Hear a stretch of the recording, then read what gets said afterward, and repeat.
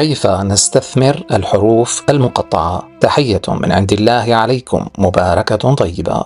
حتى نكمل الحلقات يلي بدأناها عن أسرار الحروف المقطعة، ننتقل اليوم لجانب تاني من الموضوع، وهو السر بمواقع السور يلي تحوي الحروف المقطعة. فإذا أجينا خطوة خطوة، ألف لام ميم وردت بسورة البقرة يلي هي السورة الثانية بالقرآن، ترتيبها الثاني. أول شيء جت الفاتحة بعدين البقرة، لكن البقرة هي أول سورة ورد فيها حروف مقطعة، فالبقرة رقم 2. إجا بعدها فورا سورة آل عمران ورقمها 3، ثالث سورة بالقرآن وهي الثانية بالحروف المقطعة. واللافت للنظر إنه السورتين إجا فيهم ألف لام ميم، يعني مو بس ورا بعض، وإنما الاثنين بيبدأوا بألف لام ميم، يعني في قصد للتكرار والتركيز على ألف لام ميم بسورتين متتابعتين متلاحقتين.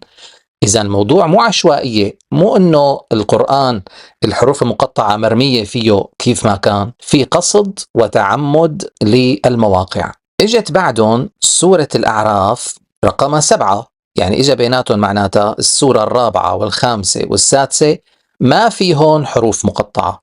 لما اجت السابعة فالقرآن ما نسي ألف لام ميم، لساته مركز عليها، وإنما أضاف عليها صاد، فصارت ألف لام ميم صاد. طبعا نحن هيك عم نقرأهم ليلي ما بيعرف الحلقات من قبل، أما اللي احنا بنقراهم القراءة اللي توافق قراءة القرآن مثل ما أثبتنا بحلقات سابقة، هي بتنقرأ الميم. إذن الميم صاد، را، وهكذا. السورة الثامنة والتاسعة ما فيهن حروف مقطعة. اللي بعدهم اجت يونس السورة العاشرة، كمان تبدأ بإل لكن تنتهي برا، فإل را. وإجوا 3 سور ورا بعض فورا بدون أي فاصل، العاشرة والإداعش و12 كلياتهم بيبدأوا بحروف مقطعة، بل وبإل را حصريا. إذا في تعمد، موضوع دقيق. طيب بالسورة اللي بعدهم فورا كمان، يعني 12 13 اجت إل را، بس بين الإل والرا في ميم، فإل ميم را في حرف الميم. السورة اللي بعدها فورا رجعت إل را، رجعت بدون حرف ميم، وكأنه في إشارة لإمكانية الحساب وإمكانية الاستثمار، كيف نستثمرهم باختراعات عملية واقعية تفيدنا بالحياة الدنيوية. وكأنه فيها إشارة بما أنه كان قبلهم إل را ورجعت إل را، ولكن اخترقتهم إل ميم را، وكأنه فيها إشارة لإمكانية دمج هالسور هي كلها، يعني إل را 3 وإل ميم را 1 صاروا 4، وإل را يلي إجت بعدهم فورا 14 و15 كمان صار فينا ندمجها معها، فبصير 3 4 5 6. إذن بما أنه السورة يلي اخترقت الانسجام بين إل را 3 الأولانيات وإل را 2 اللي بعدهم، بما أنه اللي اخترقتهم هي من جانب فيها بس حرف واحد مختلف وإجا بالمنتصف، زائد أنه يعني إذا اعتبرناها مو مخترقة، إذا اعتبرناها إل را، فحيصيروا هدول 3 وهدول 3 كمان، يعني عدد متطابق.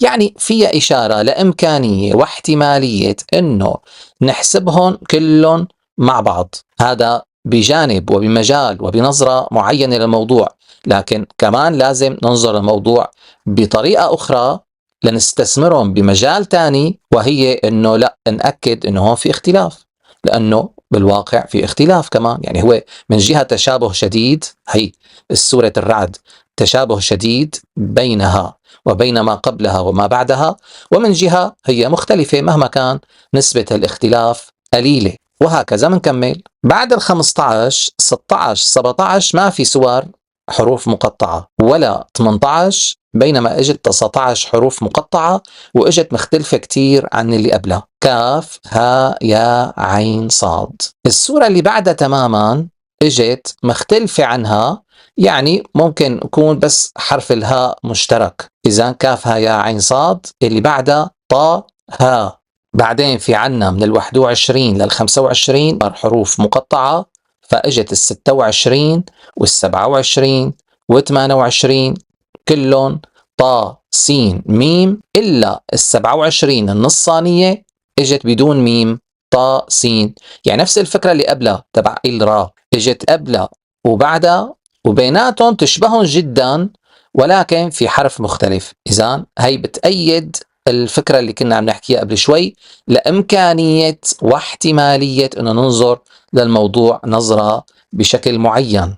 إذن نجمعها بمجموعات لأنه هدول بعدين. هلأ الميم اجت السورة من 29 ل 32، يعني ورا بعض 4 سور ورا بعض، فهدول الميم، وهدول بيذكروك بالميم يلي اجت بالسور الأوائل البقرة وآل عمران. إذن عنا الميم السورة الثانية والثالثة من القرآن، وعنا الميم بال29 لل32، كأنه عم يحط لك خط وعم يحط لك نقاط ثقل على اليمين ونقاط ثقل على اليسار مشان يتوازنوا، وكأنك أنت عم ترسم آلة جهاز بدك شيء يتوازن مع شيء، حط لك الميم بالبداية وحط لك إياها بمكان تاني من المحور. بعدها اجت بعدها بعدة سور، يعني 33 34 35 ما في، 36 اجت يا سين، 37 ما في، 38 اجت صاد، 39 ما في، من 40 لل 46 كلياتهم حاميم. كل هالسور تبدأ بحاميم وهو عدد كبير، يعني 7 سور ورا بعض تبدأ بالبداية نفسها. فهي من ناحية إذا تأكيد على أنه الموضوع مدروس ودقيق، يعني مقصود أنه يكون 7 سور ورا بعض كلهم بيبدأوا بالبداية نفسها، وكأنك لما عم ترسم أنت جهاز آلة بدك تركز على منطقة منه.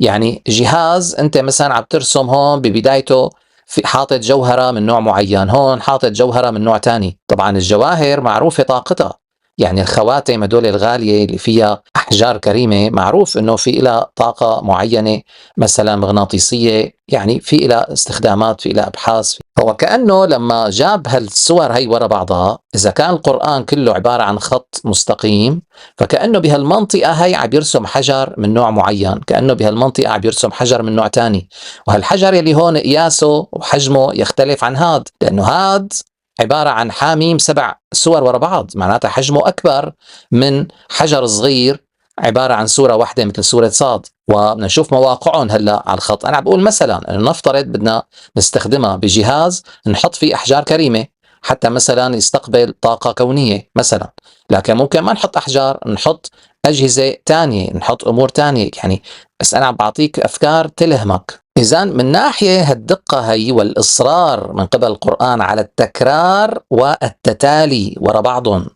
هي من ناحية. ومن ناحية تانية انه خلانا كمان الفكرة التانية انه نحن لو بدنا نجمع السور يلي في سورة معينة عم تخترقهم، يعني هي إل را 3 وهي هون إل را 2 وهون إل ميم را 1، لكن إذا جمعناهم كلهم واعتبرنا انه هي ما تختلف عن هون رح يكونوا 6، فكمان هون رقم مشابه اللي هو 7. يعني انه ممكن عم بيورجيك انه الكتل ممكن تكون 6 7، يعني ممكن هدول إذا إلرا نجمعهم في حالة معينة وممكن لا نميزهم في حالة أخرى. يعني بتحس إنه اللي متعمد هالوضع هاد بالقرآن أخذ بباله بعين الاعتبار إنه الكتل ما بتكون كتير طويلة، كمان مو إنه 40 سورة متتالية حاميم، مو لهالدرجة، يعني الكتلة بتكون بحدود 6 7 5 تقريبا، يعني يعني كمان بتأيد النظرية السابقة.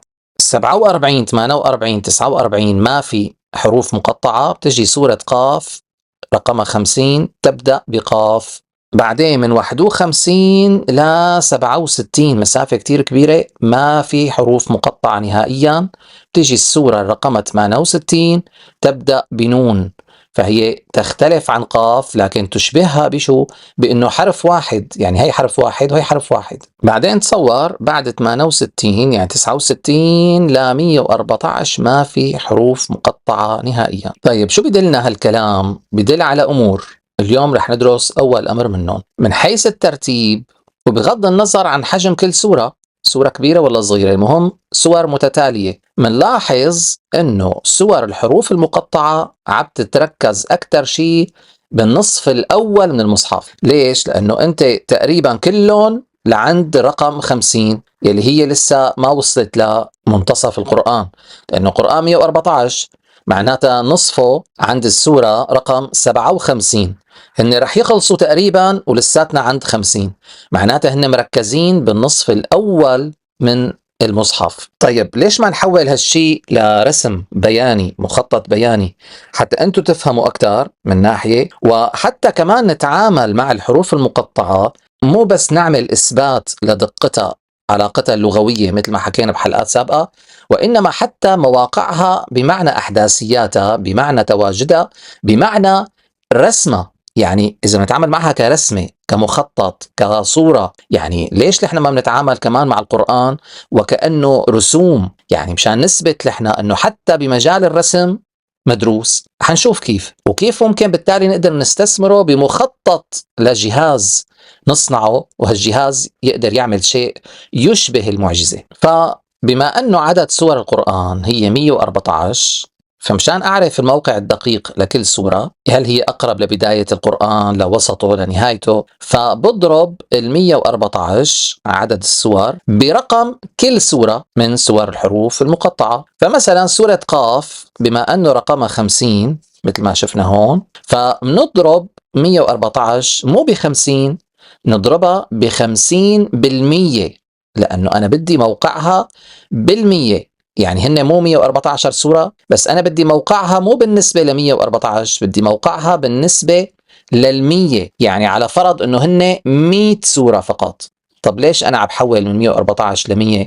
مشان أنا إذا بدي أعرف وين مكانها فبيكون نسبة مئوية. يعني مثلا أنت موجود مثلا بربع الخط، مثلا عندي خط أنا مرسوم، فبدي أقول لك أنت واقف بربعه، بالربع الأول، طيب معناتها بدي أقول لك أنت واقف بالنقطة 25%، مو الربع 25%، فبدي أقول لك 25%، ما بقول لك 25% و14، 25%، ما بصير، بدي يكون بالمية مشان حدد لك موقعه، بالربع، بالنص، بالأكثر، وين مكانك أنت. فمشان هيك بدي احولها للمية، فبضرب 114 ب50 اللي هو رقم السورة بس بالمية، فبيطلع عندي 57. معناتها سورة قاف هي موجودة بعد منتصف القرآن بقليل، يعني بعده ب7%، بما أنه 50% هي وسط القرآن. وبعمل هالشي هذا بالشكل التالي. مو احنا قلنا ألف لام ميم سورة البقرة هي رقم 2 تاني سورة بالقرآن، إذن بقسم 2 على 100 وبعدين بضربها ب114 اللي هو عدد السور.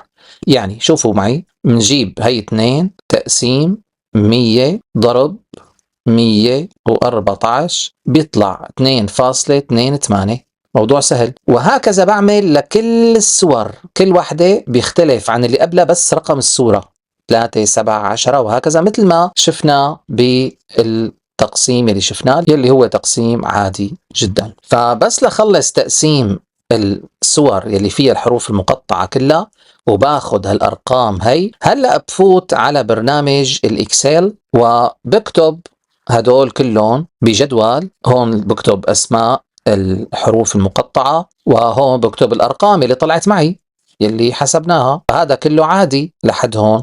هلأ بقول له للإكسل إنه بدي تعمل لي مخطط، هالمخطط يكون شو؟ مبني على هالقيم هي. فبس آخذ مخطط، تعرفوا تساوي مخطط سهل، بتقول له مثلا إدراج مخطط، بدي مخطط شكله كذا، ما بيهم.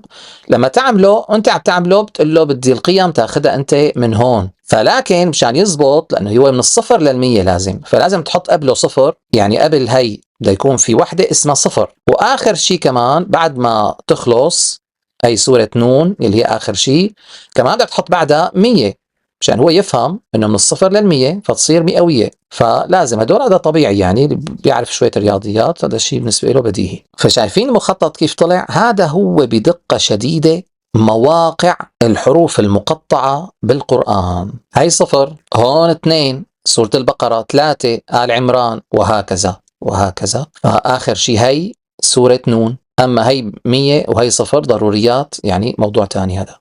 فإذا لاحظوا كيف أول شيء صار عنا شكل حلو، اختصرنا القصة كلها كأنه طلعنا بهليكوبتر، طلعنا لفوق وشفنا المشهد بشكل أدق وأوضح وإجمالي حتى نعرف نفكر وما نضيع بالتفاصيل. فمنلاحظ انه اكتريتهم اذا موجودين بالنصف الاول من القرآن، يعني اقرب للمنتصف، عند منتصف القرآن تقريبا رح يخلصوا. طبعا ما عدا هاي السورة سورة نون تجاوزت لهون، فإجمالا معظمهم الأغلبية الساحقة تقريبا بنص القرآن الأول. وهذا إذا بدنا نحوله لجهاز إلكتروني مثلا أو أي شيء، بتلاحظوا إنه الأجهزة كتير منها بيكون في إلها جانبين. يعني مثلا أبسط جهاز لا بدها إلكتروني ولا شيء، أبسط جهاز لحتى تفهموه، أبسط أداة مثلا سكينة، خنجر، سيف، أي شيء بيعطيك قوة على عدوك. سكينة مثلا، طيب السكينة ما بدها تكون بدك تقتل فيها، أنت بدك تذبح مثلا خروف، فأنت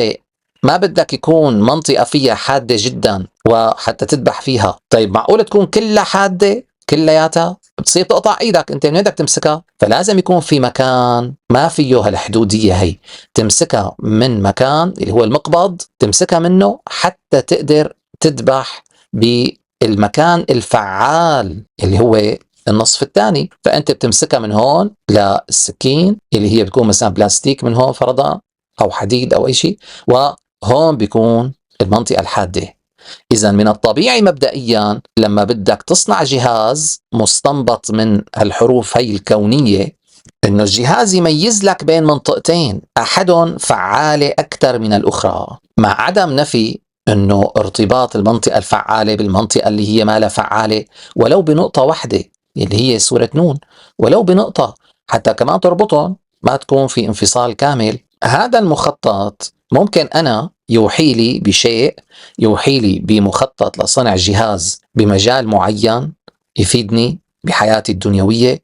ممكن أنت كطبيب يوحي لك بشيء آخر، أنت كمهندس يوحي لك بشيء آخر، مهندس الكهرباء يوحي له بشيء غير مهندس الميكانيك، وهكذا. يعني هذا مخطط كوني، مفروض الناس كل واحد يلهمها شيء لحتى يعمل اختراع بناء عليه، وهذا الكلام رح يترجم للغات عالمية.